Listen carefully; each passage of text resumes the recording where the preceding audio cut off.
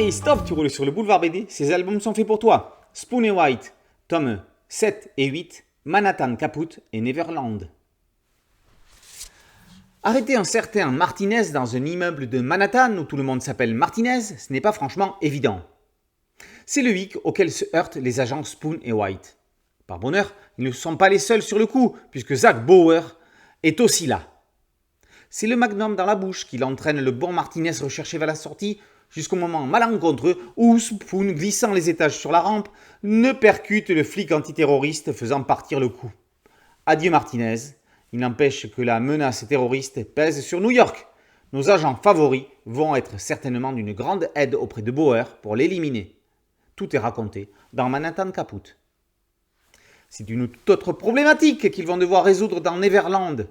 L'Amérique est sans nouvelles depuis 2 mois du vol 815 en provenance de Sydney, transportant Hugo Goll, terroriste bien connu des services de renseignement, la journaliste Courtney Balcony ainsi que Spoon et White. Les recherches viennent de cesser. Ils sont tous considérés comme morts. Par chance, ils sont bel et bien en vie. L'avion s'est abîmé sur une île paradisiaque. Les survivants sont en mode survie. Entre un ours assoiffé de sang, un pirate oublié dans les Caraïbes et un incendie malencontreux, Spoon et White parviendront-ils à ramener le brigand sur le continent et le rendre au FBI ?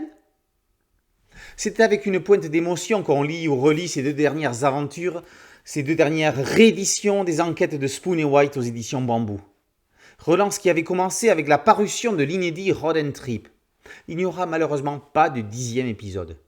Pourtant, dans la veine parodique, on peut difficilement faire aussi bien.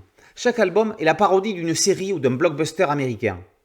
Mickey Spoon, Donald White et Courtney Balcony ont ainsi revisité malgré eux Piège de cristal, Le silence des agneaux, Chinatown, James Bond Goldfinger, 24 heures chrono, Lost, Mad Max et bien d'autres entre les lignes. On aurait bien aimé les voir dans Twister, Truman Show, Scream, La Tour Infernale, Air Force One et autres psychoses. Les liturgies avaient encore de quoi s'amuser pour une longue série. Le parcours éditorial de la série ne l'a jamais aidé à s'installer. De plusieurs collections chez Dupuis à Vent d'Ouest, on pensait que son arrivée chez Bambou allait la stabiliser. Les ventes n'étaient peut-être pas à la hauteur des espérances. Serait-il encore temps de corriger le tir ? N'hésitez pas à vous plonger dans Spoon et White, excellente série parodique humoristique dans un pur style franco-belge hérité de Conrad et Yann, qui a participé aux 6 premiers albums. Spoon et White s'inscrit dans la catégorie des plus grands duos de la bande dessinée. Le ton parodique de la série est naturellement poilant. C'est un incontournable qui atteindra un jour le statut de classique.